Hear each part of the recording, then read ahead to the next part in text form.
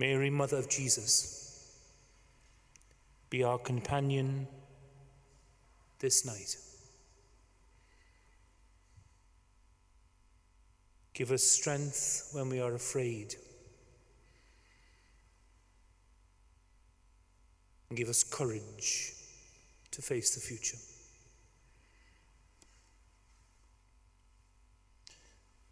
I invite you from your homes or from the church to join in singing our hymn with me this evening.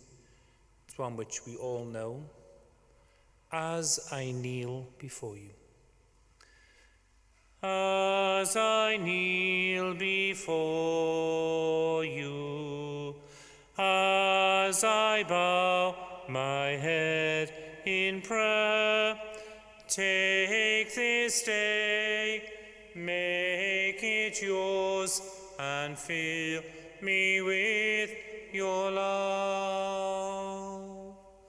Ave Maria, gratia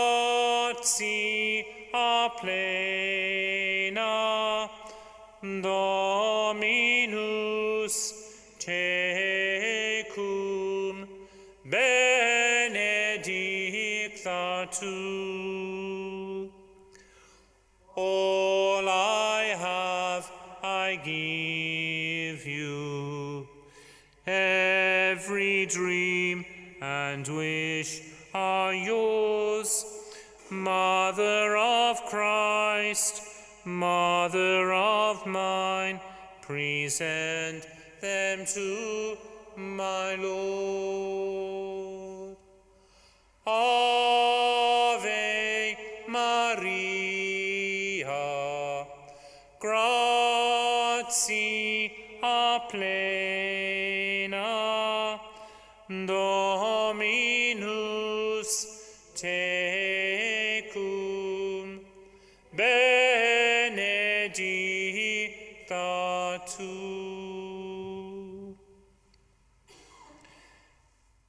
It's my understanding of Mary that she was a very active woman. Very active woman. I think sadly, in our past, we have portrayed her as someone who's very docile, someone who's sitting there. And even worse, in most artwork, we see her with halos around her head. Well, when she walked the earth, and she did, she wore no halo. And most of the references to Mary in Scripture present her as somebody who was very active.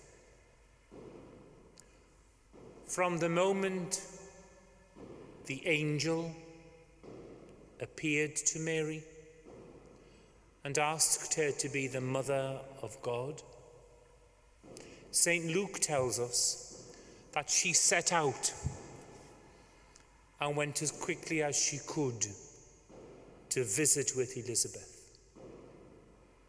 She stayed there for a short while, probably 6 months. Then she came back home. She wasn't home that long when herself and Joseph travelled to Bethlehem. And we know what happened in Bethlehem. And then shortly after giving birth to the child, and shepherds and wise men coming to visit, Joseph has a dream. And Mary, Joseph and the child become refugees, and they flee to Egypt. And those fireworks are for me this evening, so I'm really delighted. And then the child with his parents returned to Nazareth, where they set up home. And we hear nothing of them for 12 years. The next story simply says that they travelled to Jerusalem for the bar mitzvah of Jesus. And on the way back from being in Jerusalem, they lost him. It must have been a nightmare for Mary and Joseph trying to find him. And they go back. And then we're told in the Bible that he settled under their authority. Then we hear nothing until he's 30. And sporadically in Scripture, we're told that Mary set out to meet with Jesus. She was worried about him. And our Catholic tradition in the Stations of the Cross presents her walking with him in the last hours of his life. So Mary is exceptionally active. And just as she walked with Jesus, I believe she walks with us. She accompanies us on our journey through life. So, with our mind's eye, let's just go back quietly to a time in your life, or a time in my life, when I felt that Mary walked with me. When did she walk with you?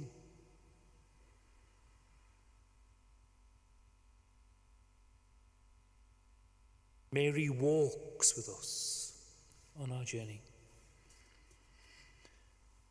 My mother had great devotion to the Mother of God.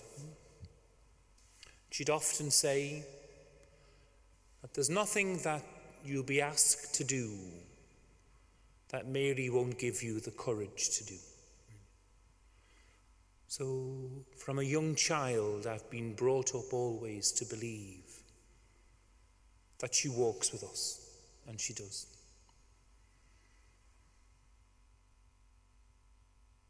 And I also believe that Mary stays with us. And I love, in our tradition with the Stations of the Cross, that after Jesus was arrested, word came back to Mary, you better run as quick as you can, they've got your baby. And I just picture her throwing a cloak around herself and a heart beating, going to explode as she runs to be with her son. But where were the men? They're gone. Left him. Deserted him. And it was Mary and the women who followed Jesus, who stayed with Jesus in his final hours. She was there at the foot of the cross. And just as she stayed with him during his difficult moments, I honestly believe she stays with us. She's in it for the long haul. She's not going to abandon us. She's in it, and she stays with us. And I firmly believe that this same Mary is the one who strengthens us for the trials that we encounter in life, who strengthens us for the trials that we encounter. And we all have them. Some of us pretend we don't, but we have them. Breakdown in relationship, in family or parish. an illness, a child who goes off the rails, a bereavement. We all have moments, some brief, some much longer, moments of trials. And I firmly believe that she strengthens us to accept and to work through these trials.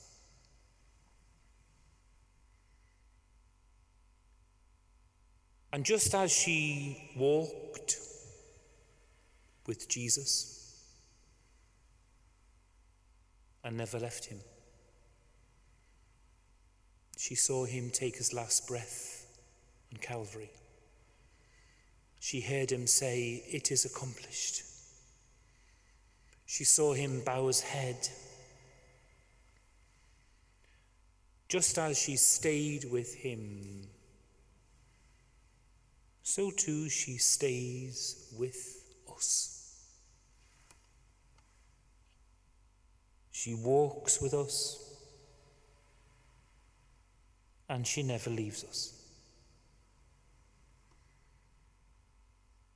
And I can picture her on that final journey of Jesus from the courtroom to the prison cell to Calvary. As a mother, she wanted to be there next to her son. She pushed through the crowds. Why? Sure, wouldn't any mother do the same, really? And as I reflect on Mary,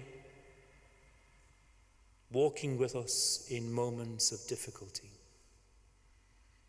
I think of those mothers, some present, others watching, mothers that we know, who have had difficult times in their lives when their children have caused them pain.